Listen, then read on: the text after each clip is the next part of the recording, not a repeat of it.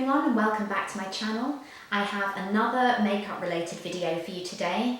It was not my intention to bring you two beauty videos in a row, but unfortunately I got hit recently with a really nasty virus, so I couldn't film anything else in between. I couldn't write blog posts, I couldn't even get out of bed, so that's why it's been a bit quiet around here recently. In my last video, I put together a makeup look featuring 3 products which were sent to me by a brand called Lola Makeup.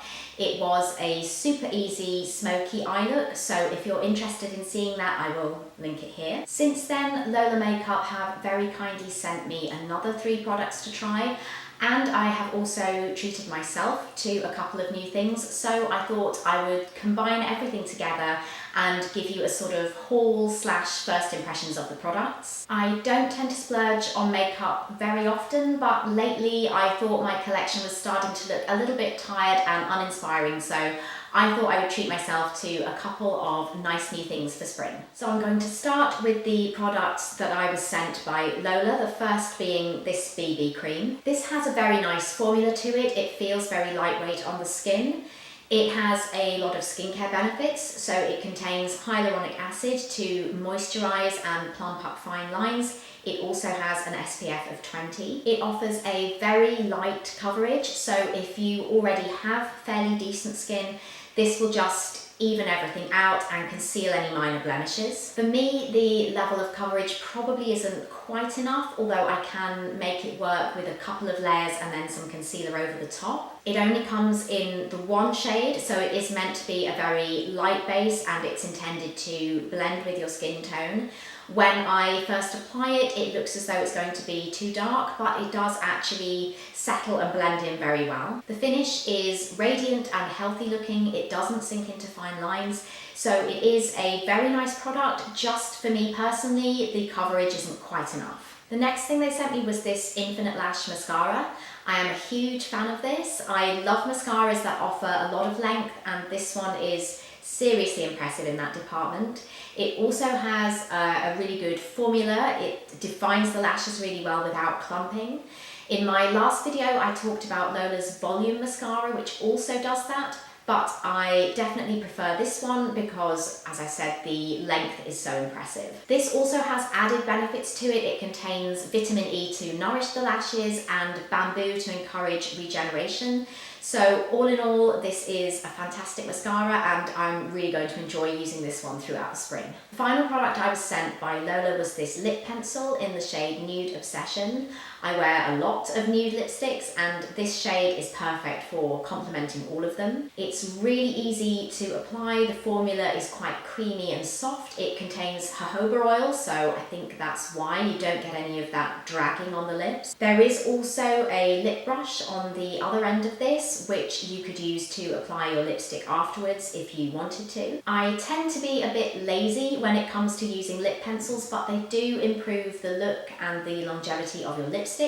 So I think I will persevere with this one, especially as it is so easy to use. Now moving on to the products that I bought for myself. Like I said, I have splurged a little bit and I've treated myself to a couple of really nice palettes. The first being the Sultry eyeshadow palette from Anastasia Beverly Hills. This is not their most recent palette. I think their latest one is called Riviera. That is beautiful, but it has a lot of really bright colours in it, whereas this one is full of neutrals, so it's much more wearable for me personally. So there are a couple of really useful matte shades in this palette, such as Twig and Dystopian, and then it also has a lot of beautiful shimmer shades, the type of shades that I wear pretty much every day, and I know I'm going to get a ton of use out of, like Cinder, Antique and Rose Quartz. It's also got a couple of slightly more unusual shades. For example, I'm quite drawn to this shade Bloom here. This is really beautiful and a little bit different, but still quite wearable. I have been playing around with this palette a little bit since I got it. So far, I am very impressed with the quality of the shadows.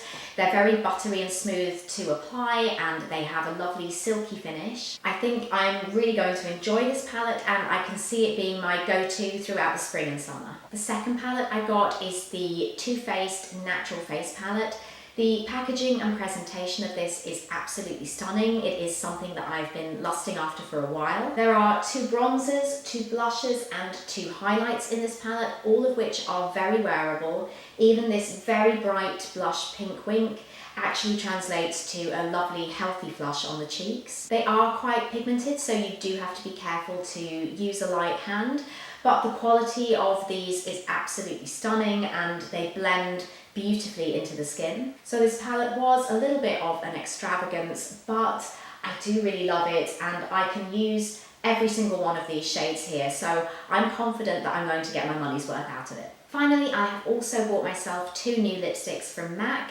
This one is Velvet Teddy. It is a repurchase. I have loved this for years. I just find it such a flattering nude shade. It's a must-have for me in my collection. The second one I bought is Whirl. This is a lipstick that I've heard a lot of good things about but have never actually tried myself. It's also a nude, but a little bit deeper, the Velvet Teddy. I've always loved the quality of MAC lipsticks. These are both matte finishes. They have a lovely creamy formula, really nice pigmentation, they wear beautifully. They are also both going to go really nicely with the Lola lip pencil. So that is all the new makeup that I have acquired lately. Let me know if you have tried any of these products and let me know what new makeup you've been buying. I really hope you enjoyed this video. If you did, please do give it a thumbs up and maybe even subscribe for more fashion and beauty content from a slightly older perspective. As always, thank you so much for watching and I will see you again soon with the next one. Bye!